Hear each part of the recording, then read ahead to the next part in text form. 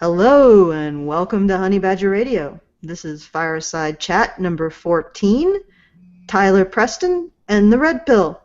And before we begin, I want to apologize for the mix-up with the names. I swear to God, this isn't because both Tyler and that guy T are black. It's because they both have T in their name, and I'm really sorry. Just please don't say I'm a racist. Okay, so I wanted to introduce our guest for today is Tyler Preston. Say hi, Tyler. Hi. And also we have Dr. Randomer Cam. Hi. There's no overlords today, so you've got me in by the fireside. Yeah, then we're gonna bask in the warm glow of the fire, and also Hannah Wallen. Hello. Yeah. So today I thought we would talk to Tyler Preston about his red pill journey and what got him to start listening to issues, men's rights issues, and men's rights commentators, and potentially what also got him to start thinking about identifying as a men's rights activist.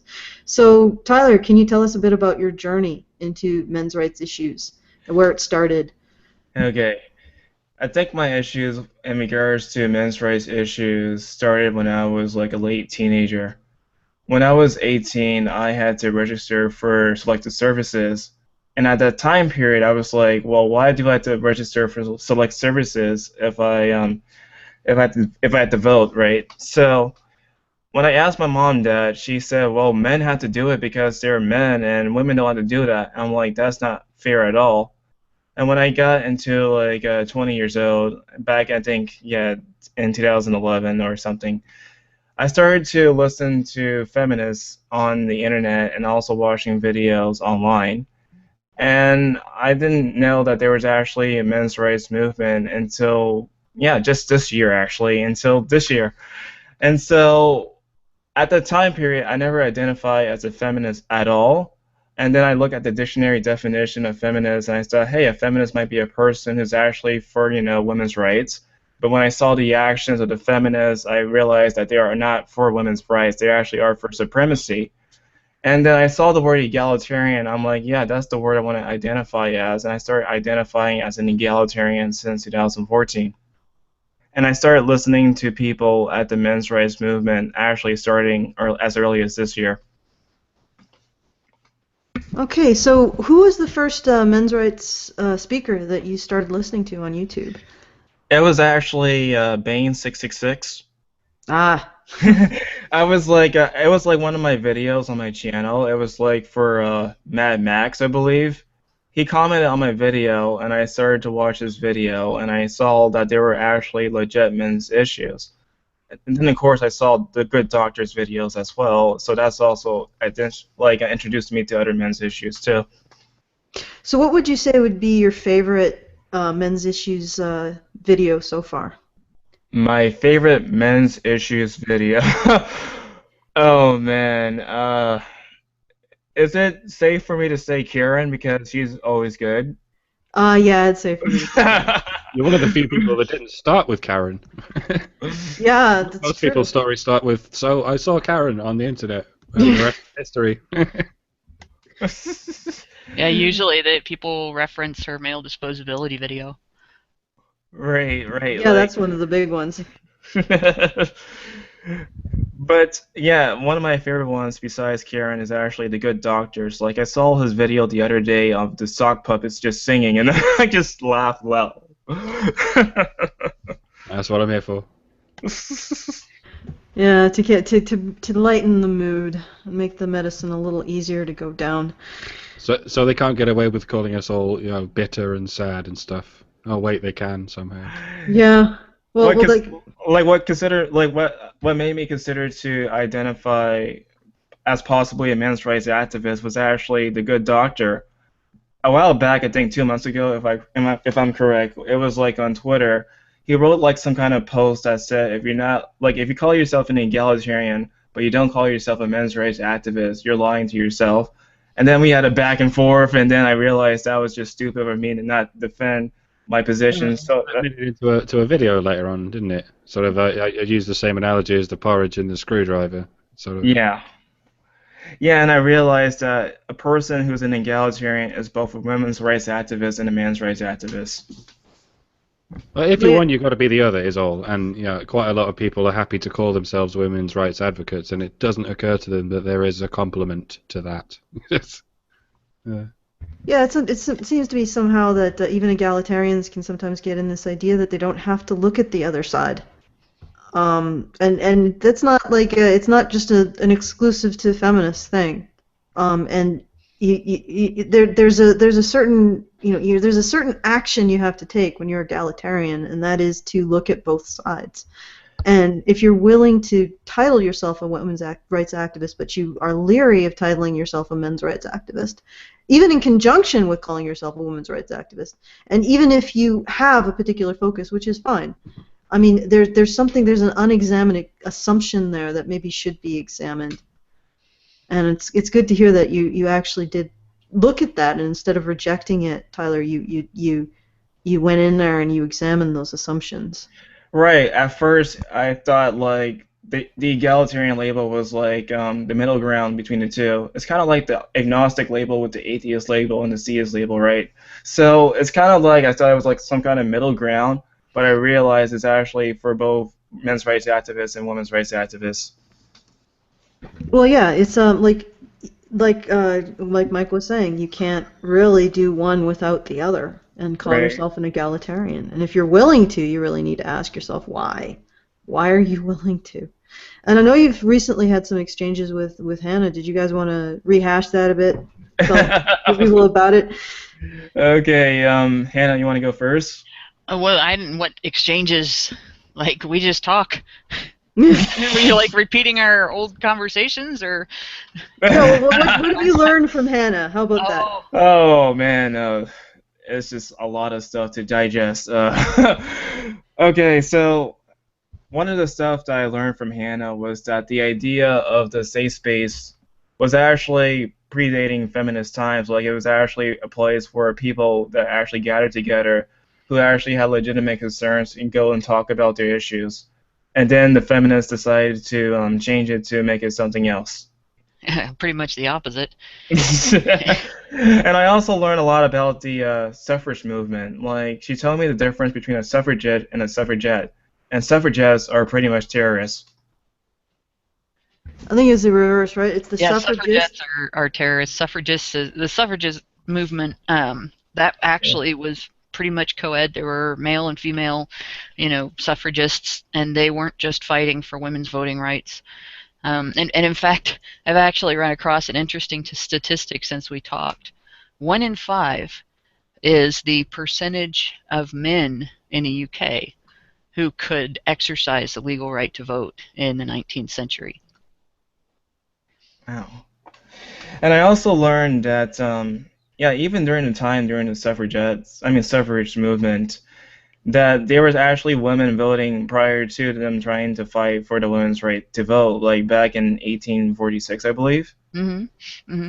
Yep. Women who had basically done what men needed to do to be able to vote were also able to vote. Right, and then I also learned, let's see, that's pretty much the most of the topics that we talked about. We also talked about the origins of, it was like the 1 out of 5 myth that came out like in a newspaper back in the 90s. Oh yeah, the cost thing. We talked about that on your channel. Yeah, we talked about all those things on your channel. But and the the fact that it was kind of geared to get inflated statistics, and the fact that it left out men. Right, and it was like, it was this person who did that. Mary Koss. Mary Koss. Yeah, Mary Koss. We've sort of had a little bit of a run-in with Mary Koss and the people who were influenced by her, me and Hannah. Yeah, that was actually kind of fun. Actually interviewing the Center of Disease Control.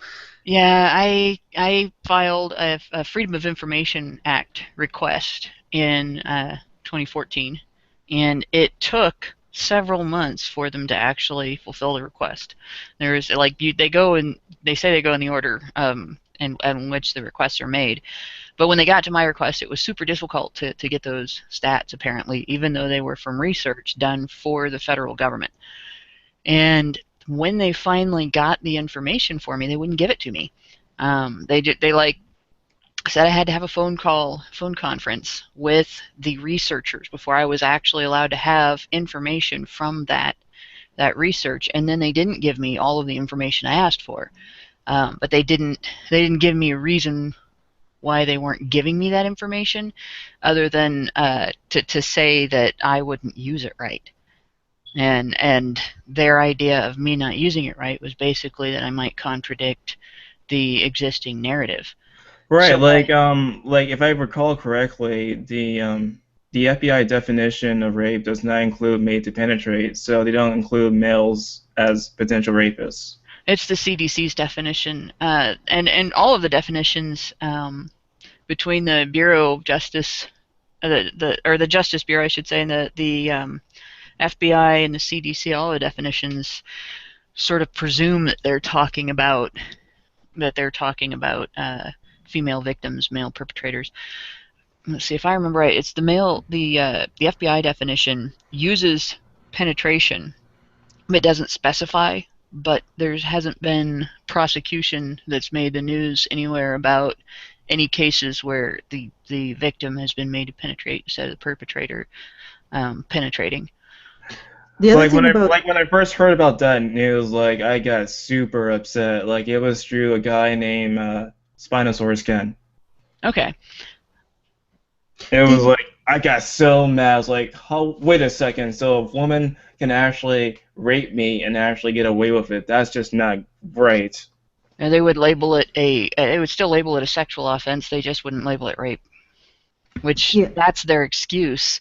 It would be kind of like saying, well, we'll label it homicide, we just won't label it murder, And it makes a difference in what type of criminal offense it is. It makes a difference in what kind of penalty is applied to the crime, how long of a jail term might be applied, whether or not what kind of registration is required afterwards, and so on. And people so easily forget this when they sort of make arguments like, well, when we say like the most rape victims in the States are men, if you include the prisons, and they go, well, yeah, who's doing all the raping? Men. And I'm like, yeah, well, you're defining rape as something that can only be committed by men. So exactly how surprising is it that 100% of the rapists are men? Yeah, when you see news articles about prison sexual misconduct with guards, and they talk about male prisoners with female guards, they talk about it in terms of these wily male prisoners seducing these poor, helpless, innocent female prison guards. Like, obviously, they're so helpless that they got jobs as prison guards to deal with, the hardened criminals of the United States. So these are probably the wimpiest women in the country, right? And they could be no willpower of their own at all, because why would you need that to be a prison guard? They can be dominated by men who basically they control every single aspect of their life. Like this, the control a female prison guard has over a male inmate supersedes any other kind of control in the world, aside from maybe the control of a parent over a child, except that the child has defenses and can command sympathy, whereas the guard or the prisoner does not. Yeah, the federal government is basically the ombudsman for those children if there is abuse that takes place, but the federal government isn't so much the ombudsman for the prisoner if abuse takes place. Watchdog groups do that, and they don't necessarily focus on prison rape when men are the victims. There's watchdog groups that focus on prison rape when women are the victims, but not so much when men are the victims of guards, female guards. There's a few items that I wanted to point out in this. If you look at, for example, Just Detention International, the person in charge, I think it was Louise Stano, or I'm not sure on that name. I'm really terrible with names.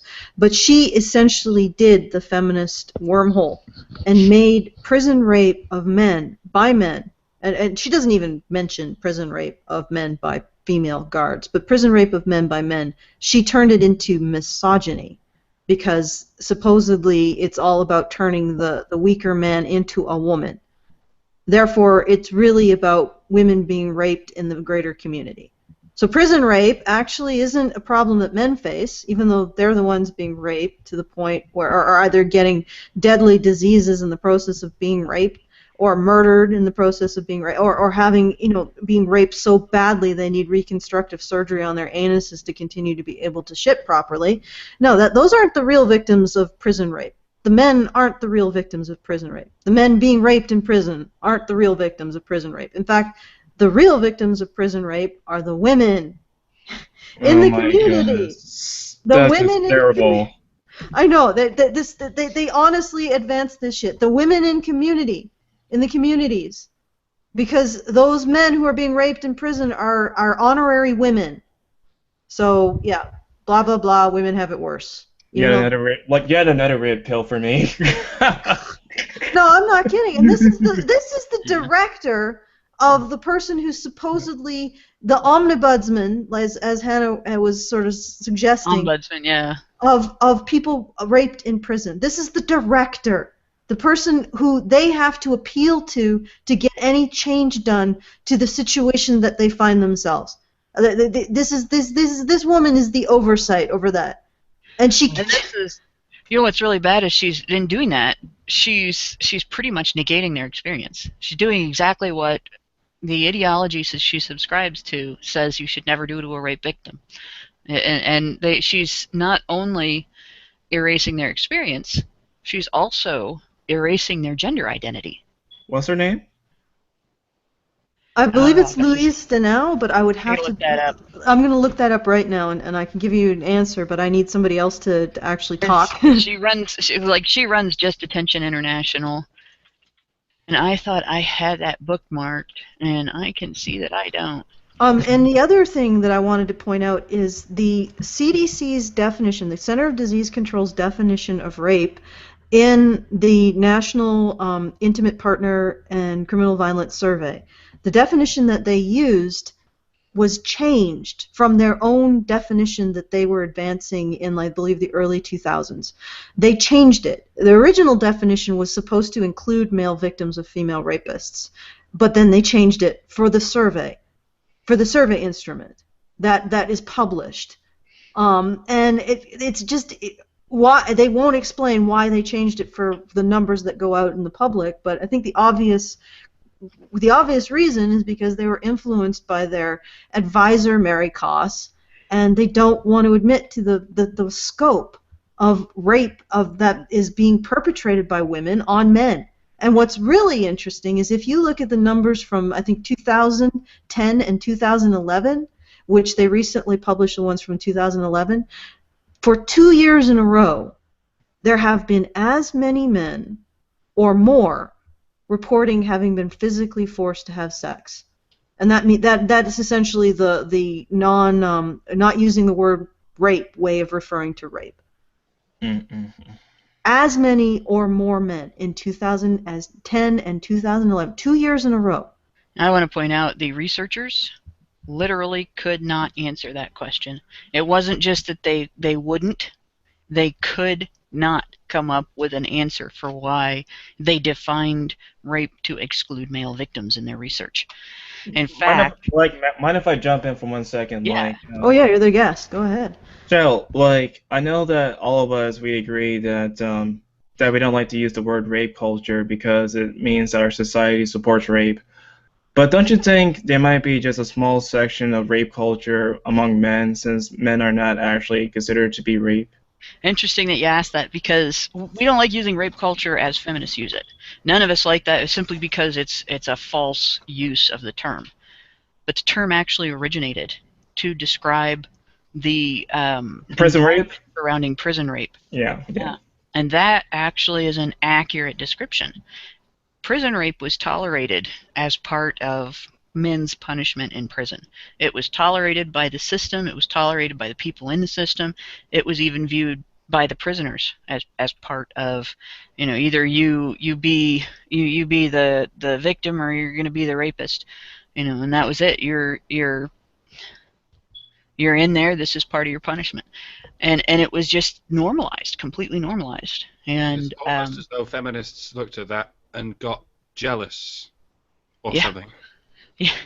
And or they just appropriated it like they do so many did other. appropriate it. There's a I can't think of his name. Something archivist. Mad Accurate Archivist or something like that. I bet I can find that. Yeah, the Meddling Rational Archivist. Yeah, meddlingrationalarchivist.wordpress.com/rape-culture describes this, and it's a WordPress blog, and I believe Meddling Archivist is all one word here. Meddling Rational Archivist is all one word, and then WordPress. So it's Meddling Rational Archivist, all one word, .wordpress.com/rape-culture, and that's that. If you read that article, it describes where the term rape culture came from and how feminists ended up appropriating it. And they did. They appropriated it. Like they appropriate the oppression of actually marginalized groups all over to append to themselves, to give them, to essentially establish the moral hierarchy with themselves on top. And by the way, Meddling Rational Archivist is another non-identifying MRA. He doesn't identify or didn't identify as a men's rights activist, but got constantly called one because he was investigating a men's issue and not towing the feminist line. Like, this is like one of the moments where, like, earlier this year, like, I saw people using the word MRA to assault other people, and I was thinking to myself, how come being called a men's rights activist could be some sort of insult? And then I realized when talking to people, they say that men's rights activists are misogynist and they hate women and they don't want to have men's rights, and feminists want men's rights. So it's almost as if, like, the people I was trying to interact with when in regards to men's rights activists try their hardest to actually demonize the men's rights activists, and then when I actually talk to men's rights activists, I realize they're actually some of the most friendly people ever. and many of them are women. Yeah, exactly. It's sort of understandable when you think if you've never heard of it, it's like hearing whites rights activist. And I've never heard anyone calling themselves a whites rights activist. I heard like a black rights activist. Yeah, and if they did, I'd sort of think, okay, I'd try to be open-minded, but in my head I'd be thinking, you're probably just a racist, aren't you, son? So people naturally assume that when they hear men's rights activists, and it takes a while to explain that, because they've got loads of buts chambered for all the things you have to say. Like for the longest time, like, I thought that men's rights activists has some sort of ideology behind it, like the feminists, but I realized it doesn't have any. Now, the closest thing that we have is the understanding that our culture is a gynocentric culture, and it's something that most MRAs probably couldn't describe with a definition, but if you gave them one, they'd be able to tell you whether it was right or not. Well, I mean, with the gynocentrism, it's an obvious, and the other thing is, I would say that the corollary to gynocentrism is andro-exceptionalism. Yeah. And the gynocentrism is something that it's palpable in society.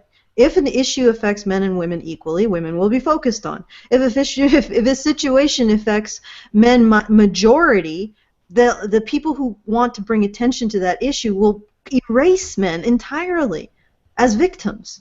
And you see this over and over and over again. I don't know if we want to call it, like, gynocentrism is essentially centering women as the recipients of care and help in society, but it also turns women into the patients of society, the people who aren't actively creating society, which is why I say that the counterpoint is andro-exceptionalism, which is the idea that men are the ones who actively create society, actively achieve to help those who are patients in society, and also are actively ignored when they fail to fulfill that role.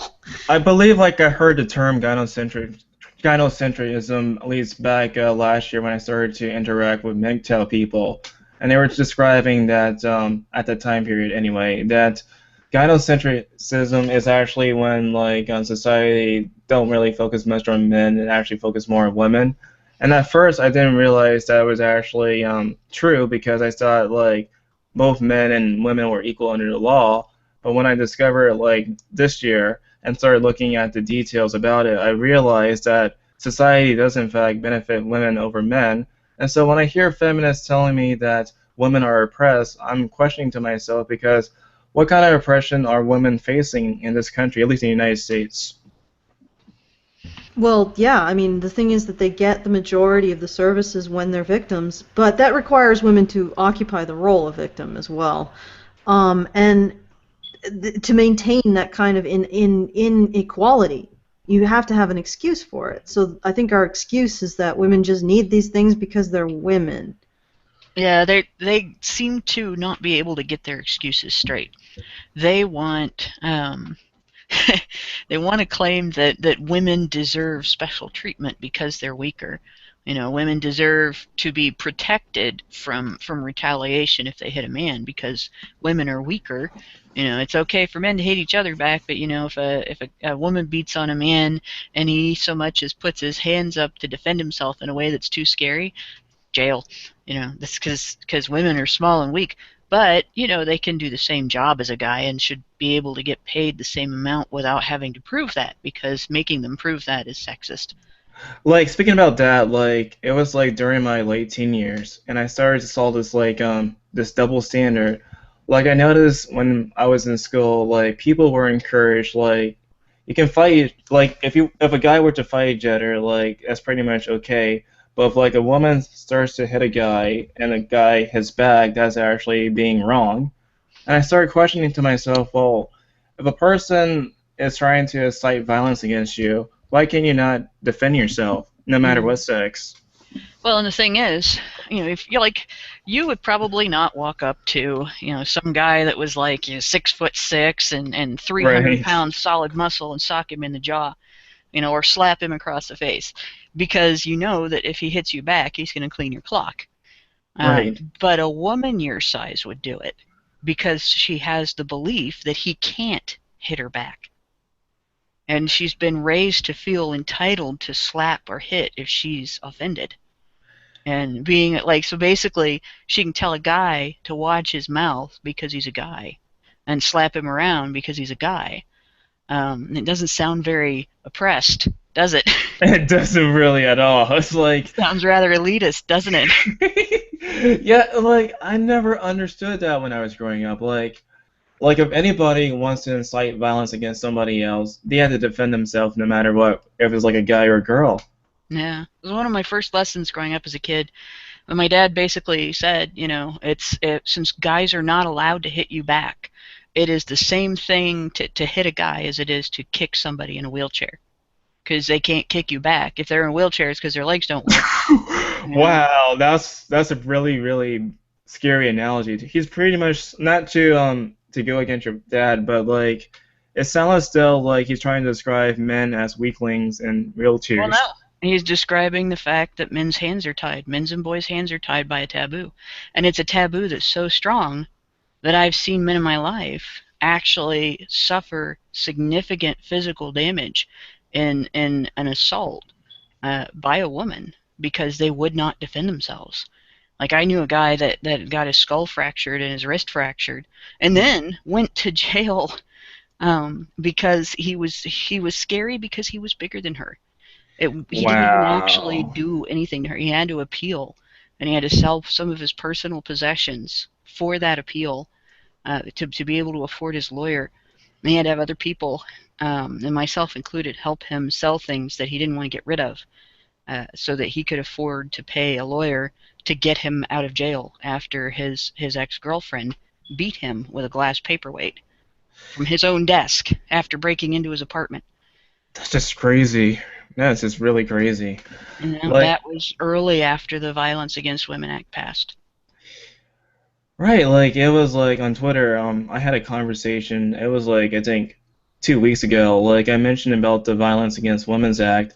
and they were like, oh, it actually used like some sort of like gender neutral language, so it actually benefits both men and women.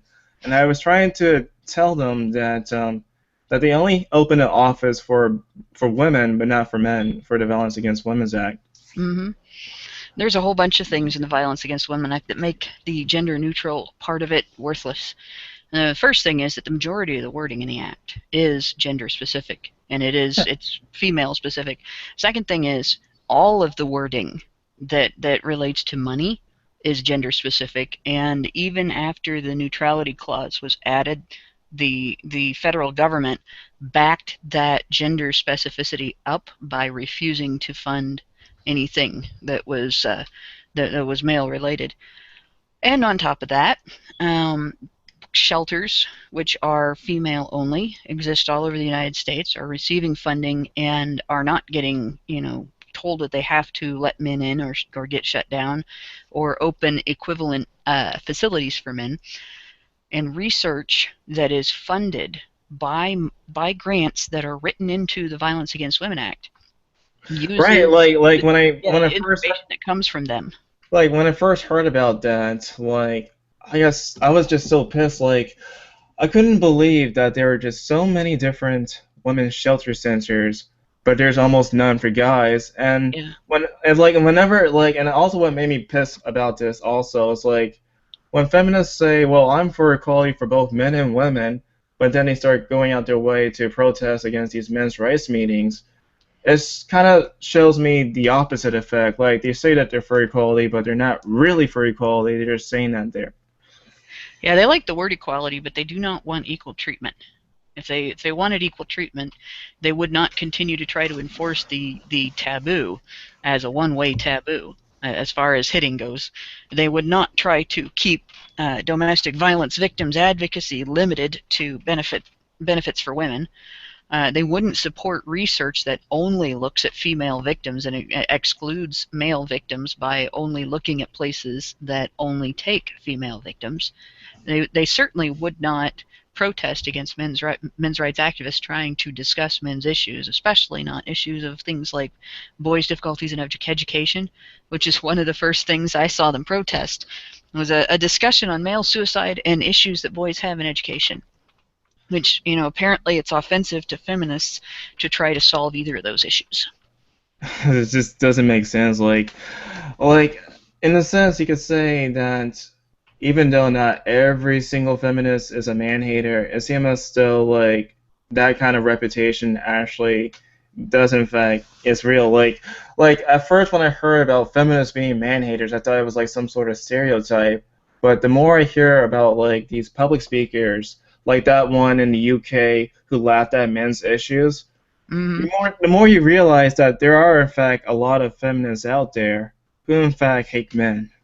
Yep, there's a lot of feminists out there that hate men, that blame men for every bit of unhappiness they have in their lives. And the other thing is, a lot of the feminists that will tell you they're not man-hating, that they're not part of the problem, they're not bigots, they don't support anti-male feminism, they're not, misandric, however they want to say it. You get them talking, and you start talking about actual feminist actions, the things that feminist organizations and feminist researchers have done, and the rhetoric that's out there because of feminism. You ask them if they support, for instance, the feminist rape culture narrative. And if you get them talking about it, and then you start informing them of how it was developed and what the meaning is behind it, as far as discrimination against male victims of sexual assault, and how the research was biased that goes into that, the statistics that they're quoting in support of their claim that there is a prevailing culture of tolerance for sexual violence just against women, instead of going, oh gosh, this is wrong, it is equal, men do deserve to have the same kind of resources that women have in recovery from rape and in prosecuting their perpetrators, and due process is equally deserved for both sexes, and so on, they sort of bury their heads. Well, that's an extremist. Mary Koss is an extremist. That's not my feminism. Right, Well, there's just like so many different types of feminism to keep yeah. up with. And It's then, like they'll still keep using her statistics. They'll still keep spouting the same rhetoric. That's not my feminism, but I'm going to keep repeating it anyway. Right, like the most common feminism type I notice is intersectionality, which, by the way, I noticed it actually comes from critical race theory. Which did you read the book yet? I haven't gotten through the book yet. I've What been about you, going Allison? a little bit at a time. What about you, Allison? Which book is this? It's about like critical race theory. No, I haven't actually. I'm really busy. I've been reading books on like doing stuff related to administration and dealing with people. So that's like my main focus. Like if you read like critical race theory, the idea of white privilege, as well as intersectionality, as well as rejecting colorblindness, all comes from that. And I noticed that a lot of feminist terminology does come from that. And a lot of feminist terminology seems to mirror Marxist terminology, and a lot of the terminology in that book did as well. Right, like the idea of critical race theory, if I recall correctly, was in fact inspired by the critical theory by the Frankfurt School back in the 30s. Yeah, so it's sort of all related, and it all goes back to this. There's the two different prevailing theories, I guess you could say, on how civilization should progress. And one of those theories is elitism, and the other one is a more meritocracy type civilization.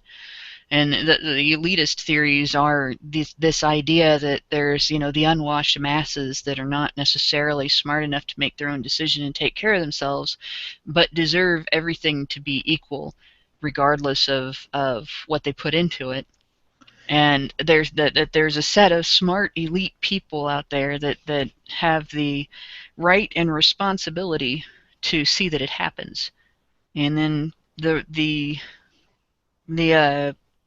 attempts everybody's had over the years at maintaining free societies have all come from sort of meritocratic attitudes where the idea is that most people have the capability to make their way in the world if they just don't have an authoritative government getting in their way. Like the idea that basically government's supposed to be the road you walk on, not the cop that tells you when you can and can't go. Like the idea of I guess the patriarchy of men apparently oppressing women. It seems to be at least very, you could say, collectivist in nature because it assumes that every single last man out there was out there to oppress women, even though, like, I guess 1% of men are in power, while everybody else are not in power. Yeah, and then of course, every time that you demonstrate the ability of women to get into power, the fact that women can actually have those positions if they're willing to do what men do to get them. That's oppressive too. Oh, we shouldn't have to be just like men to get the rewards that men obtain in life. We should be able to sit back on our asses and get them. Like when I first heard about the concept of patriarchy, like I was confused as all fuck because it's like I never once thought of oppressing women, so you cannot say men oppress women because like there are just certain men that may oppress women, but not all men oppressing women. And when I keep asking about what's the definition of patriarchy to a feminist, like they give me different definitions every single time. This is why I'm as careful as possible when I'm talking about gynocentrism, because I'm all about flipping the script or rewinding the tape. If you're about to say something about gynocentrism, imagine it's a feminist saying it about patriarchy. So how fucking stupid does that sound? Right, don't say that. Well, one big difference between the two, feminists describe patriarchy as a system. I don't think gynocentrism is a system. I think it is a prevailing attitude that affects systems, but isn't the system itself. And it makes it both more and less approachable. Because you can change attitudes. Attitudes dig their heels in and fight back tooth and nail. and cause people severe amounts of discomfort in the course of changing, rip their hearts and souls out on the way sometimes. But and we, no place is that more obvious than some of the changes that took place in the United States in the last couple centuries. But it's still more changeable than systems, because there isn't necessarily, with attitudes, there isn't necessarily a position of power that controls who gets to decide whether or not it changes. Whereas with a system, whoever's in charge of that system can also control, to an extent, who gets to decide whether that system changes or not. Obviously, it doesn't stop all revolution, but it does mean that change doesn't come easily, and it doesn't come as easily as with changing attitudes, even though changing attitudes in and of itself is hard.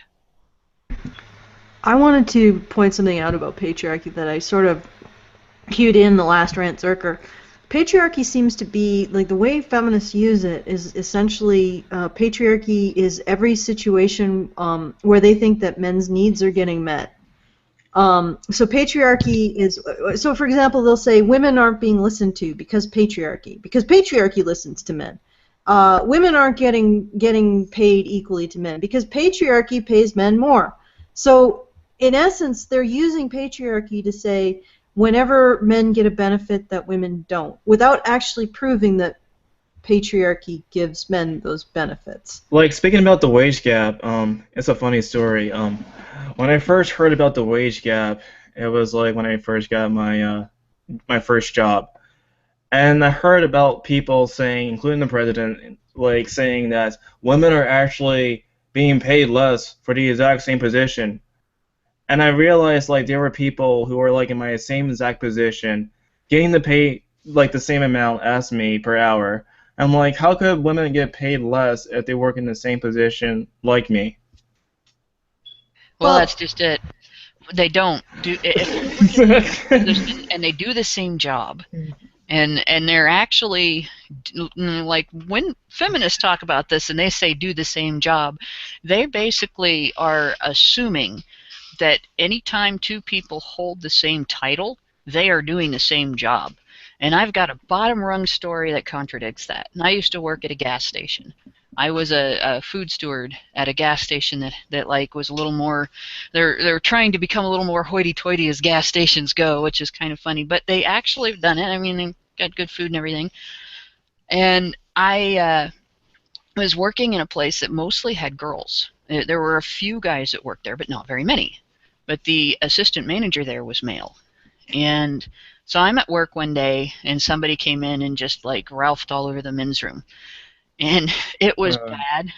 And and it was like, that happens. People go into convenience store bathrooms with motion sickness, travel sickness and stuff like that, or they eat something bad when they're on the road. They get fast food that's bad when they're on the road, or don't properly heat their TV dinners, which that's really dangerous. Do follow the instructions on your TV dinner. Anyway, and it was something along those lines. And the girls at the cash register were refusing to clean it up. They were going to leave it for the assistant manager to come in, and I'm like, they're, well, he's a guy. You let him do it. He's got a stronger stomach and all that. And I'm sitting there going, wait a minute. You can't just leave all the puke cleanup for the guy. You can't just decide that that's a man's job just because it's unpleasant. Well, that was pretty much what they said. Yeah, I can't handle this. She can't handle this. Either one of us will go in there and just add to it. So we're going to leave it for him. I said, when is he going to come in? Monday? Well, it was Friday. What? It was Friday. You can't leave this all weekend. You can't just, we can just tell people that everybody's going to use the men's room's out of order. Everybody use the women's room. And I'm like, oh. So at the end of my shift, I put on there's gear that you have, so you don't come into contact with bodily fluids. And I mean, it wasn't that bad. The floor had a drain in it, so you could hose down the walls. You could hose down, the sink. Everything could just go down the hole in the floor. And I mean, I had worked in nursing homes, and I had a kid. I've cleaned up puke before. I've been puked on before. I've had puke in my hair before that wasn't mine. So, and I've had more than one person's puke in my hair at a time that was not mine. I also was a designated driver for a lot of my friends.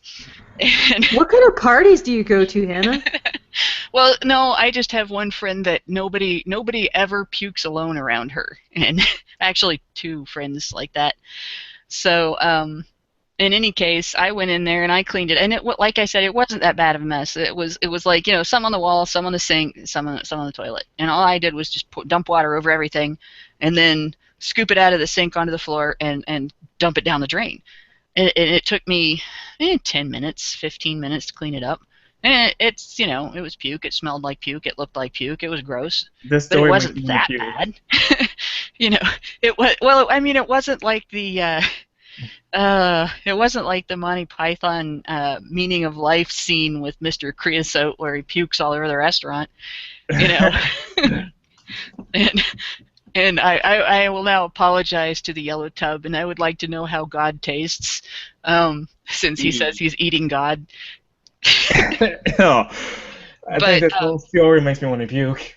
And when the actual manager came back, and I was like, I can't believe they were just going to leave this all weekend. I found out from the manager and the assistant manager that that's actually not unusual. That they get girls in there all the time. That when there's a mess in the restroom, they won't clean it up. They have to fight with them to get them to clean it up. And a lot of times they will demand that the guy do it. And that was one thing out of many. Is somebody had to bring something heavy in from the shed, something that was like more than, and when I say heavy, I don't really mean heavy, like more than 40 pounds. We had to say on our applications that we could lift 50 pounds.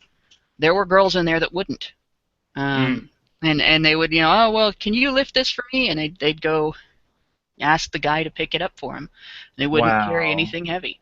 If there was a mouse, I was the only girl in the place that didn't freak out. I was one of the people chasing it down and get it out of there. You didn't have any kind of mouse traps or anything? Well, yeah, we did. But if we could get it out of the store, that was better. Like, just take a broom and whack it good and hard and out the door and let it go crawl someplace outside and die. Eh. Yeah. Mice, you don't want mice in a store of food. But this is the kind of thing that, like, I saw this all the time. And the starting wage was the same no matter what sex you were. And when you got raises based on merit. And and it was like, if you did a really good job, if you worked really hard, if you did the heavy lifting, if you were the person that would go into the restroom to clean up puke or poop on the wall or nothing nothing was ever as bad as some of the stuff we found in the ladies' room. Like, I use the term lady loosely. Like, I have a similar story to that. Like, it was like 2 months ago, actually. Like, I work at a store, and I do, in fact, have to clean the bathrooms. Like, there was, like, this one guy who went to the restroom, got out, I had to go inside to clean up something, and I saw a bunch of poo on the toilet seat, and I had to clean up everything up. It was just so disgusting. Yeah. Oh, yeah. We used to get that. It wasn't in the shape of any racist symbols or anything, was it? Oh, no, it's not like a swastika or anything. Work it up, man. You could get a good settlement for this. There we go. We used to have this chick that would come in. We used to call her Picasso. She'd paint with it on the wall. Like, nobody could understand what was wrong with her. But, yeah, there was that. And then there was, like, chicks that would stick their used sanitary napkin to the wall instead of throwing it in the trash. It was like, what the hell is wrong with people? And you have to go in there and glove up. And, if it's really bad, you put an apron on. The disposable apron on, and like, it's bad. And, yeah, and that's why there are drains on the floor. Like, if you go into most convenience stores and you look at the floor in the restroom, if it's a modern restroom, it's probably got a drain in the floor because people do crap like that. And then you go in there with your sanitizer water and you dump it on the wall and down the wall and down the drain, and that's how you clean it up. It's a lot easier than having to scrub somebody else's bodily waste. And we, when we work in retail, we deal with things for minimum wage that you have to pay people in the medical profession, like people's used needles and discarded drugs and bodily fluids, sometimes blood and other bodily fluids, unidentified fluids and stuff like that. Deal directly with those things that you have to pay a higher wage for people in the medical profession to deal with. But the pay rate for that is pretty much the same whether you're male or female, because it's bottom of the bottom rung. And like I said about the meritocracy, so people who come in and they work full time, and when the boss looks for somebody to come in because somebody else called in sick, or when the boss is looking at who has called in sick a lot and who hasn't called in sick a lot and stuff like that, all those things factor into your raises. And your raise could range from like a dime to a quarter at that point in time, Right, on your paycheck. Like when I study about the claim about the wage gap, I realized it was actually based upon like the years of experience, the type of position a person works, the amount of hours a person works. It's basically just an earnings gap in a sense. Basically that's it. And if you got two employees and one of them consistently calls in Mondays because they have a hangover, or they're the person that stays home when their kids are home sick from school, and they call in and with only a few hours notice and stuff like that, or they don't come in for anybody else when they're sick, or they don't clean up puke in the restroom when the other employees do, or they have a bad attitude at work and the customers don't like them and stuff like that. And then you got the other one who comes in and does all the heavy lifting and works extra hours when he's asked, or he doesn't call in to stay home with kids, or he's willing to scrub up gross things in the restroom and go outside in the rain to change the trash bags in between the gas pumps and stuff like that. Yeah, one of them might get that dime and the other one might get that quarter per hour raise because one of them's working harder than the other one, even if they are doing the same job. Right, like when I first heard about the wage gap, I was like asking to myself, like, well, women are being paid less for the exact same position. Why are they not hiring more women compared to men? Yeah, clearly there's another factor involved there. And that's one of them, And I mean, it's not all women. Clearly, I did things the other women wouldn't do. I lifted the 50-pound bag in the boxes and hooked them up, and things like that. I came in on the night shift. I came in extra hours when I could, and didn't call in sick most of the time I came in there when I was having an anaphylactic allergic reaction. I had hives all over my body, and actually wore clothes that were warmer than I needed to wear, so I covered them up so I didn't look like a plague victim, because who's going to buy food from somebody that looks like they're dying?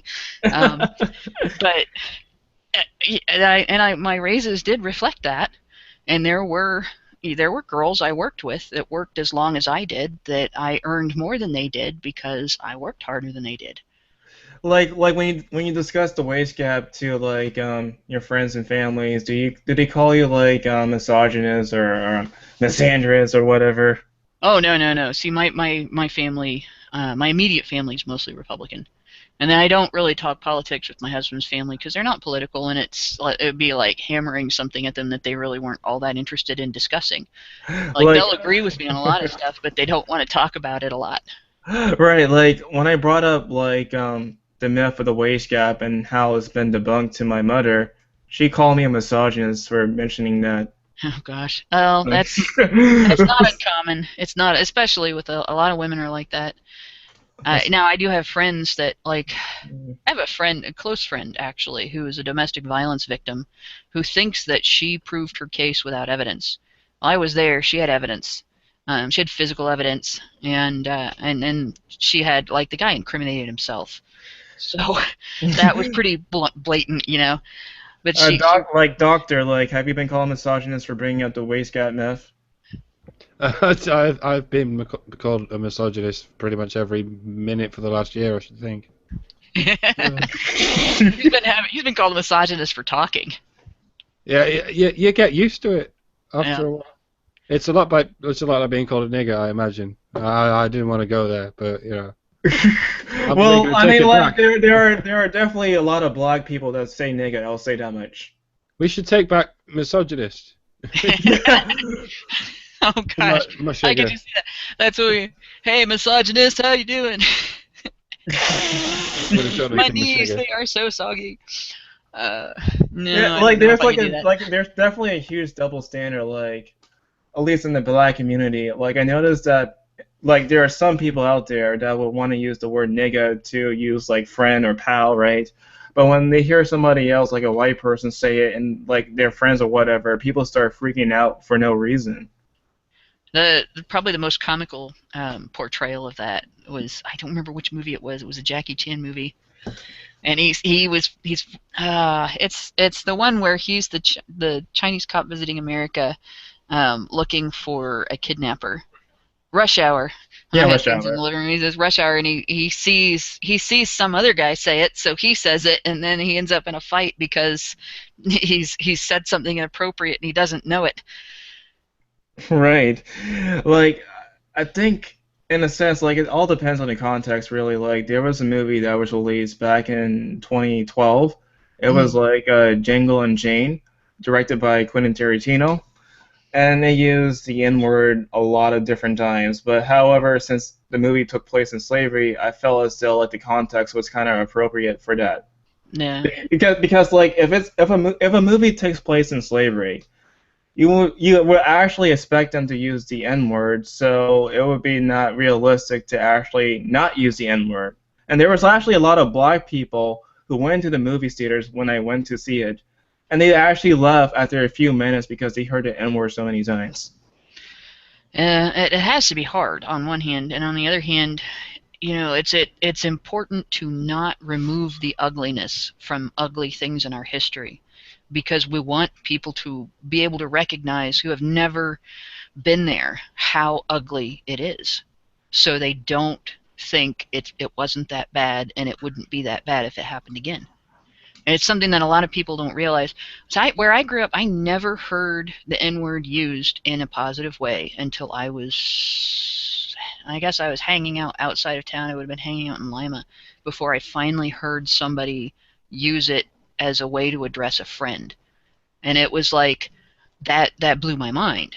And because where I was growing up, the community I was growing up in was very small, and it was mostly white, and so there was not a group of people that would have used that word together. There were just a few families. There were just a few families who were black, and there were just a few families who were Mexican, or other Latino heritage, and nobody would have. There were just a few families that were Japanese. There weren't very many people, not enough people to have a subculture, and it was like, so hearing that word, it was always a pejorative. It was always a cruel word. And of course, my parents being teachers, being both of them English and reading teachers, they both emphasized things like, Mark Twain's Huck Finn, and other examples in literature to explain why it was so much different to use racial slurs than it is to call somebody any other nasty name. And so when I never really could get a grasp on the use of, like, the taking it back type of use of any racial slur. It's never resonated with me. I've never judged anybody for it to the extent of, like, they're bad because they're doing this, or it's not real that they're doing this, or anything like that. It's just something that, if it became commonplace and it didn't matter what color you were when you said it, I don't know if I still, even then, would be comfortable engaging in it, because it's just drilled into me just the opposite. Right, like I never really used the N word at all. And also doctor, like isn't the N word equivalent like Packy there in the UK? Uh, it's generally accepted as worse because the stigma's sort of carried. Like Which when is when we use the word Paki is actually short for Pakistani. yeah. But like I That's remember just I remember like it was like some kind of controversy earlier this year for the movie what was it, Jurassic World, where they actually used the word Paki and then like Pakistanis actually got offended. did they? Oh dear. Yes. It's spelled CHY. It's a completely different. Doesn't matter. Oh, I shouldn't do that. I instinctively slip into accents because I'm a racist like that. But yeah, no, there's in London. There's a very large black community, and they've adopted lots of the sort of culture of American sort of African American communities, I believe they're called. Yeah, Yeah. and you can't get away with saying the N word on a busy street over here either. It's much understood. But yeah, people can be casual with it with their mates and shit. Even between whites and blacks, if people know each other, it's all cool. But yeah, you don't yell it out anyway. Yeah, The it rules are probably much the same. depends on where you are, where you grew up, and who you're with. But yelling would be stupid no matter what. No kidding. Like, if someone comes up to me and say, "Hey, nigga, what's up?" and I'm like, "Stop talking to me." That's probably partly. You probably are not.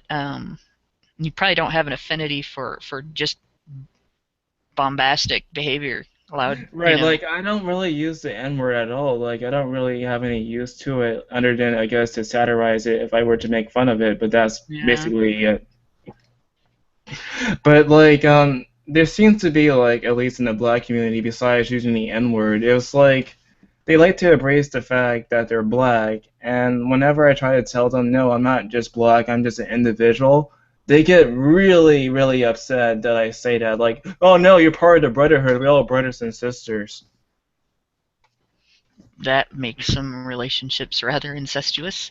Yes, it is. Like, But yeah, it does. It sucks to get defined by one aspect of your existence and have everything else about you like made less in comparison to it. Sort of I don't know, shoved under it, so that has to be on top, and that's got to be the only thing people think of when they think of you. That's why I call women. I call women bro sometimes. Yeah. Everyone's my bro. I'd call men sis more often, but sis doesn't sound as cool as bro. Yeah, they probably think you're spelling it with a C anyway. Yeah, there you go. Yes, why? Yes, I do identify as my. But yeah, I've seen that happen so many times to people for different reasons, and it seems to be more inescapable when it's your ethnicity, but it's also hard to escape if it's your religion, especially if it's a religion where you have to do things that are visible, like somebody has to wear a certain garb, or not allowed to eat certain foods, or and it's people forget that they're dealing with a human being, and all of a sudden they're just dealing with the religion, or they're just dealing with the ethnicity, or they're just dealing with the gender. The worst of it is, like, I think that I guess when you try to emphasize like your race or sexuality, I almost kind of feel like it's like a sense of tribalism. Like, you're only defined by your race and you're only defined by your gender, but you're not defining yourself just based upon your individuality.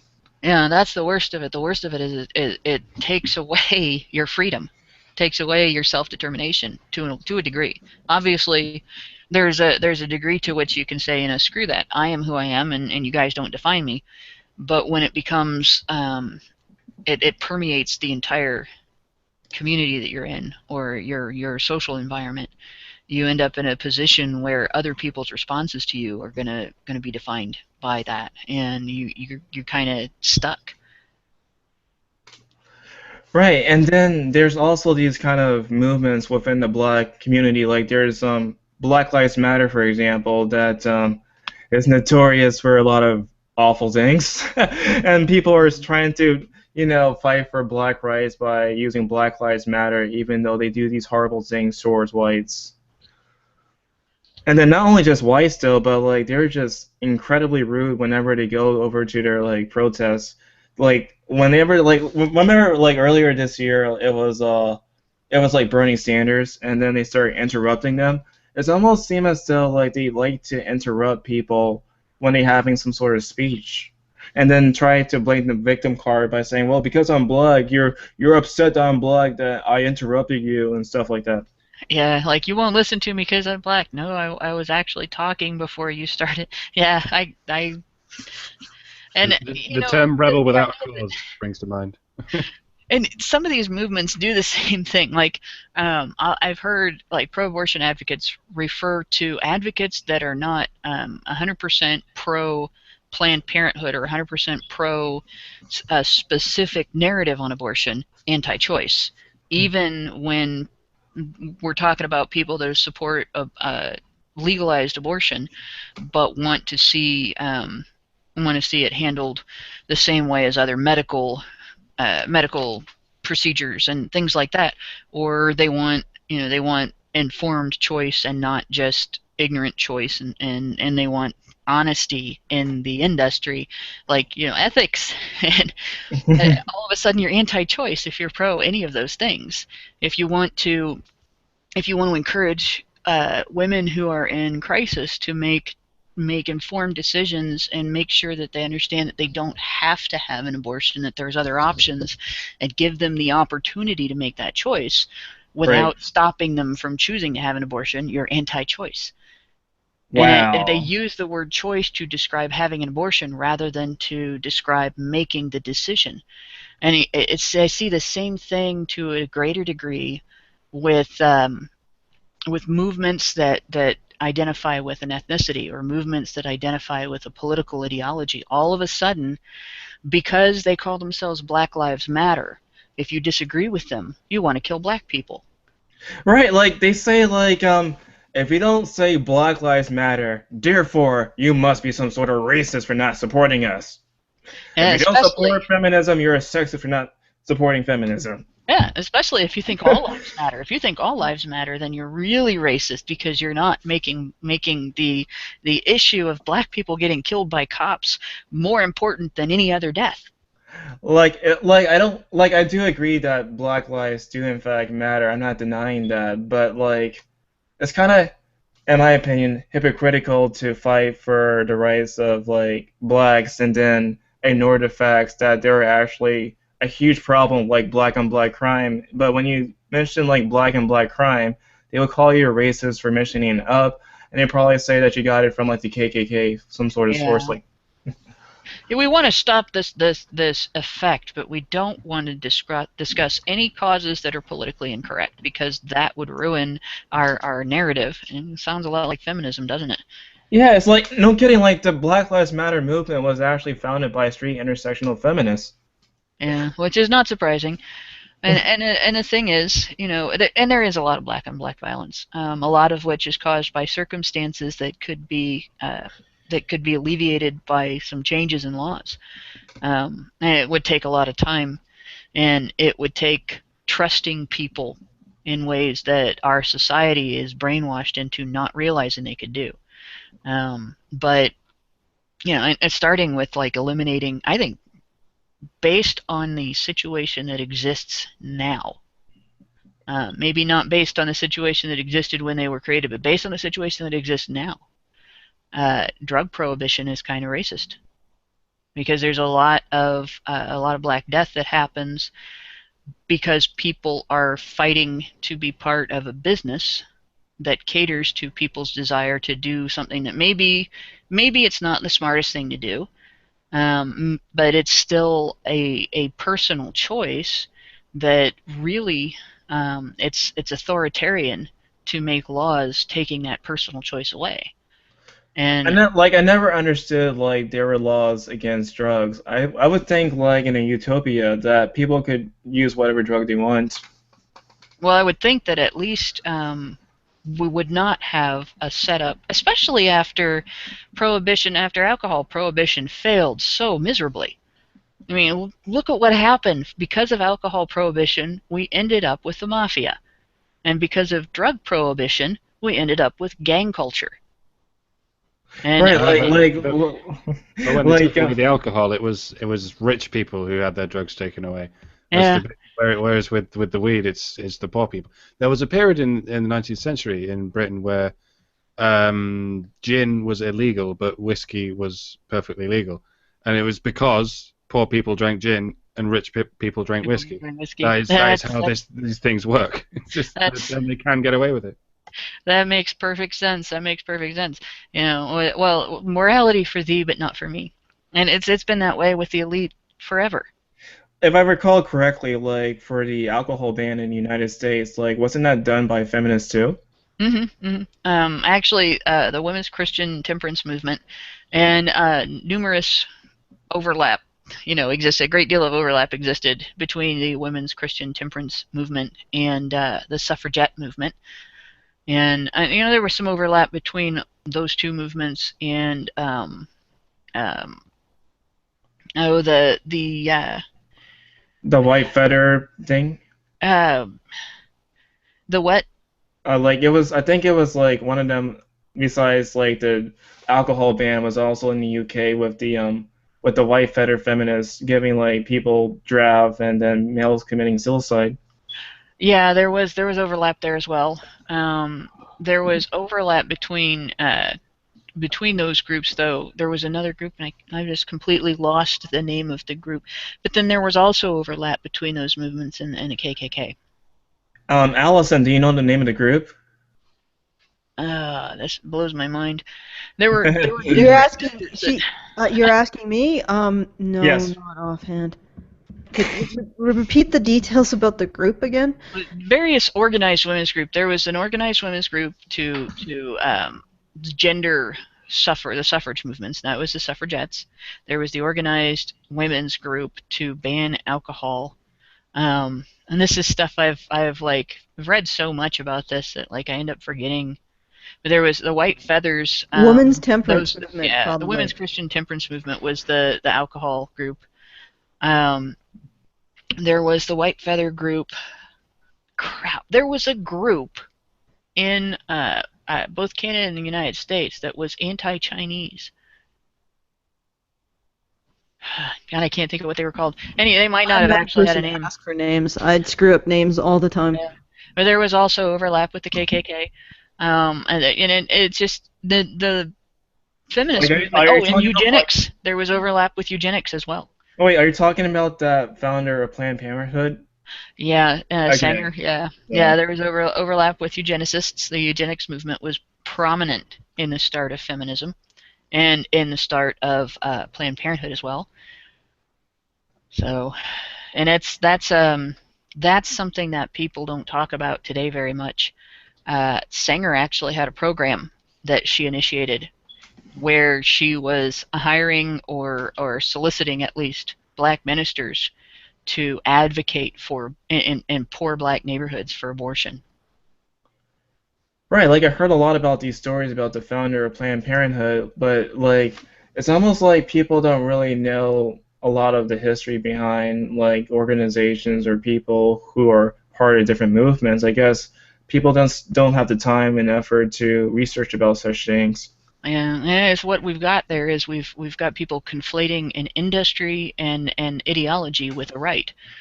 The right to control your body functions is not in question here. What's in question really with Planned Parenthood boils down to ethics again. Are they actually serving the people they claim to be serving, or are they being dishonest in a way that makes their service as much exploitative as it is a service? Right, like there was, if I recall correctly, there was actually some quotation from the founder of Planned Parenthood where she talked very low of like a really low of black people, and so she was also known to be racist, if I recall correctly. Yeah, she basically used the same kind of false compassion that the people that were advocating to keep the slave system in place used. The claim that this was about providing providing care, providing a prevention, that these were people that didn't have the brains to take care of themselves, that didn't have the brains to make wise decisions in their lives, and therefore abortion had to be available so that they wouldn't reproduce out of control and have starving families because they couldn't control themselves. One thing about early feminists is that they are so racist. Yeah, and it is. I don't think it's changed all that much. Well, they still are racist. I mean, they're advocating a system that mostly affects black men more than anything else. The Violence Against Women Act mostly affects black men. You know, it's black men get arrested at the highest rate for the same situation. If you take the same crime, the same details, the same displayed intent, and so on, the least likely to have the cops called on them in the first place, probably, but to be arrested if the cops show up is a white woman. The most likely is a black man. Men are more likely than women, and blacks more likely than whites to be treated as criminals to begin with. Then they're more likely to be prosecuted after being arrested. Prosecution is more likely to result in a conviction. It is more likely to result in a harsher sentence, and they are more likely to be forced to serve out more of that sentence. Is there, like in Canada, Allison, is that like the same problem there too? I think you got me and Hannah mixed up. Oh wait, you're asking about a Canadian. Yeah. I imagine it. I don't know if we've actually done research specifically on the disparities in gender or race in our legal system. Canadians, like, we don't have as big a population as the U.S., so I don't know if we're quite as able to do as many of the various studies that you guys do. Yeah, I think there might actually be states in the United States that have populations as big as Canada. Yeah, that's definitely true. Maybe bigger. I think maybe Texas. Yeah. Yeah, or California. Yeah, but it's like, yeah, we're sort of like a little bit too small for his amount of navel gazing. But I would imagine, just based on what we know about social attitudes around the world, that this type of discrimination exists in every system, depending on who is at the bottom of the pecking order in that society. Like, aren't like the Indigenous people in Canada on that low list? Sorry, on what low list? Like the people that are disadvantaged the most. Oh yeah, definitely the Aboriginal. If you look at statistically, Aboriginal people are some of the most disadvantaged in Canada. But at the same time, they probably per capita get the most from the government. So it's like it's a situation where how do you fix that? Like, if the more money you give, the more disenfranchised they become. And I've wondered, like, and other people have wondered, if this isn't just creating a learned helplessness or encouraging the idea that white man's culture can solve their problems, when maybe that isn't the case. Maybe that's the situation in both countries. It's rough. It's rough for a lot of reasons. First of all, you're dealing with one culture came in and conquered another and took their land, and then limited their living space. There was there was a long drawn out war. And there was I can't think of the word when you kill off an ethnic group. Genocide? Yes, there was a genocide. Sorry, I worked a night shift last night. I came home, couldn't sleep, slept like 2 hours, and came on the show, so my words are going to be bad. But there was a genocide, and there's no other word for it. There was a genocide. And in both countries, it was not just committed by direct killing, like in the United States. And I'm sure something similar was done in Canada, but in the United States, their food source was targeted. When it was an attempt not just to destroy, but to break their spirit. And then of course, their culture was made unlivable. You couldn't very well continue the culture that relied on having wide spaces if you were living on a reservation. But at the same time, the elite government decision makers decided that they could preserve that culture just on the reservations, and it's cruel in a number of ways that are complex and very difficult to unravel. They basically shoehorned people into a situation where they're able to believe that they can continue to basically have a Stone Age culture in a digital age world, and then the systems around them are designed to not work with that, and not accept their. And then, of course, at the same time as that's going on, they're not citizens, and so they don't benefit from a lot of the laws that protect citizens, but they're still subject to laws that rule over citizens, and part of their culture is forbidden because of those laws. There's certain things that they can't do because it offends the sensibilities of these elitists. Like you can't use peyote, and that's one example. And it's so complicated, the shades and levels of wrong that have been committed on natives in the Western world, and it's not something that could be solved in 5 minutes. You wouldn't be able to take one law and change it and say, well, everything's okay now. Yeah, it's kind of strange to me. Like every single year, we celebrate, at least in this country, like Columbus Day, and it's just Yeah. I wonder why we had to celebrate a guy like Christopher Columbus. Oh, we celebrate Thanksgiving and we forget what Thanksgiving was. Yeah, it was like if I recall correctly, like basically the Pilgrims like were killing off the natives. And then they had a party. Let's make a truce. And that lasted like every truce. This is why there's a bumper sticker that says, "Sure, you can trust the government. Just ask a whale or an Indian." Well, okay. I gotta interject here with perchance some information that may piss people off, but there's a little bit more of a. It's not quite as black and white as I think that is being made out. For example, something that I recently learned is that the Hopi actually invited the cavalry, the U.S. cavalry to protect them from the Navajo. Yes.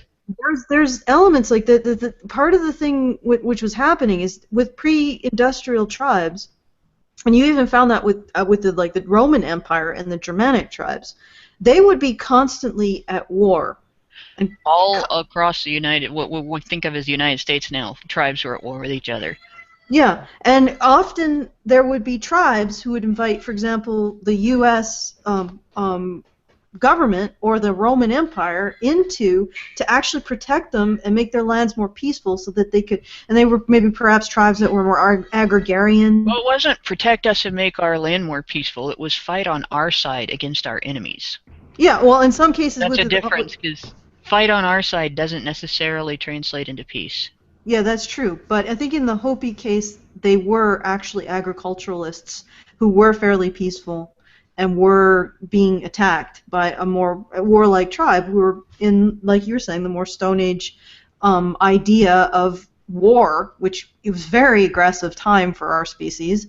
So, and it's like, even if you take it out of the context of North America, you look at the Roman Empire versus the Germanic tribes, there were possibly those tribes who were more agriculturalists who were like, please come in and protect us from these other tribes who want to take our shit.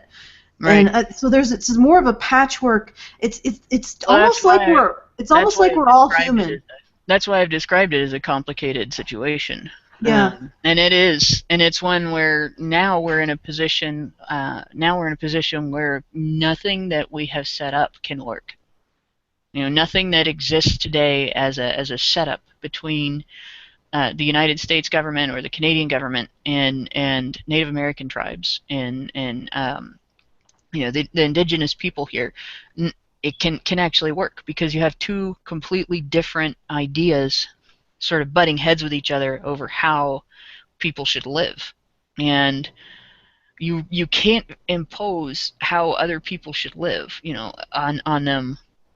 Aside from what they can or can't do to you, you can't decide for other people how to be religious, how to not be religious, how to eat, how to sleep, how to work, how to have marriages, how to use or not use drugs, and expect it to result in a functional system that does no harm and actually provides benefit to the people involved. You cannot set yourself up as the parent of another group of adults and expect it to work.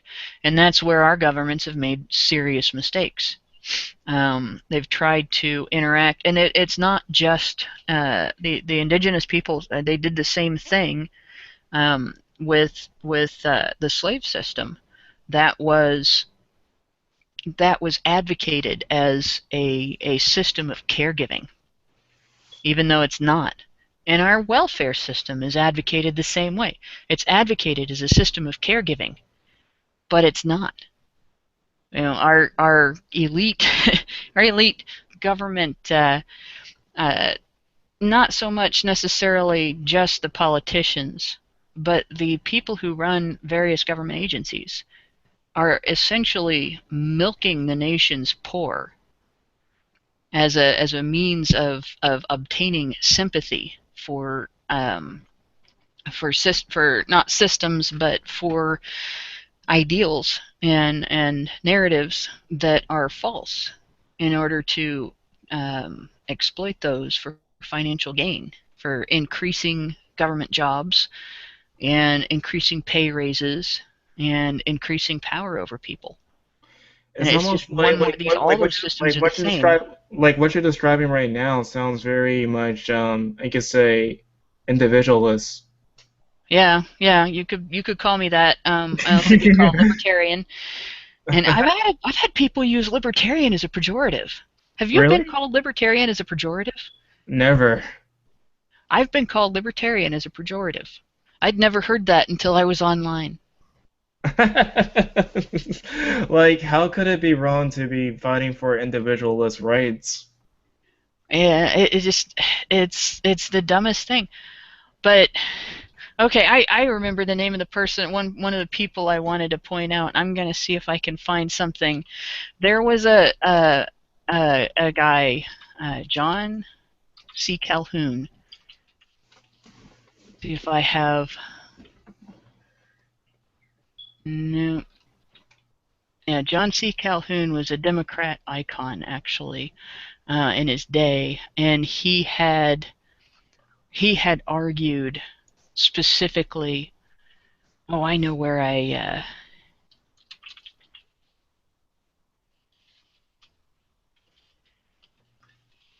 know exactly where I put the quote.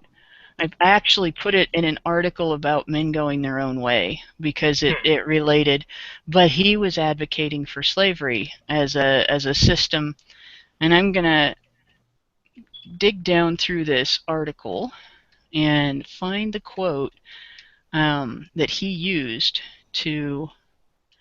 There we go, John C. Calhoun's February 6, 1837 Senate speech. He actually said this about people. I may say with truth that in few countries so much is left to the share of the laborer, and so little exacted from him, or where there is more kind attention paid to him in sickness or infirmities of age. Compare his condition with the tenants of poorhouses in the more civilized portions of Europe. Look at the sick and the old and infirm slave, on one hand, in the midst of his family and friends, under the kind superintending care of his master and mistress, and compare it with the forlorn and wretched condition of the pauper in the poorhouse. Wow. That was his argument for preserving slavery. That these people didn't have to take care of themselves. And it's the same argument that's made for preserving the welfare system as it is, for training people to be non-self-sustaining. Right, like when people do stuff that actually affect their future, like if they do something bad, it's pretty much on them to actually, get themselves out of that mess. Like, I guess if you try to depend too much on government, then you might actually, oh, Allison's back. Yeah, my thing is No, actually, I just accidentally unmuted myself. the coolest thing you can do to a person is tell them that you're going to do their walking for them, and they don't. Right. Let me, this is like, I don't want to interrupt you guys, and it's really great to have Hannah be able to sort of stretch her wings on this podcast without sort of having to, keep herself a little bit under wraps because everybody else is talking as well. And you've been a great foil for her as well, Tyler, so.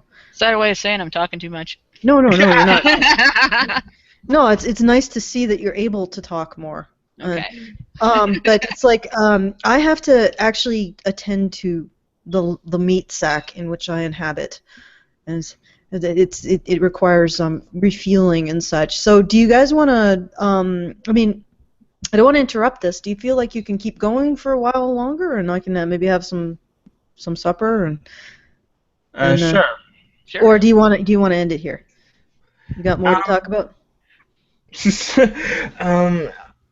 I guess I have nothing else to say. So, but like, if Hannah still wants to talk, I will still talk too. Yeah. Well, I don't have any direction to go from here other than All right, then let's independence is the way that.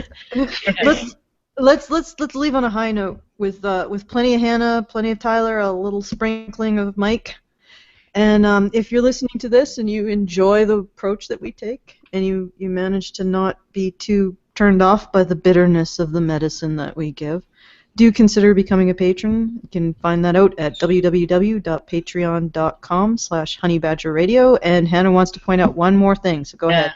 I do want to point out that talking about independence and condemning the welfare system as it stands and all that is not a statement that nobody should ever help anybody when they're down.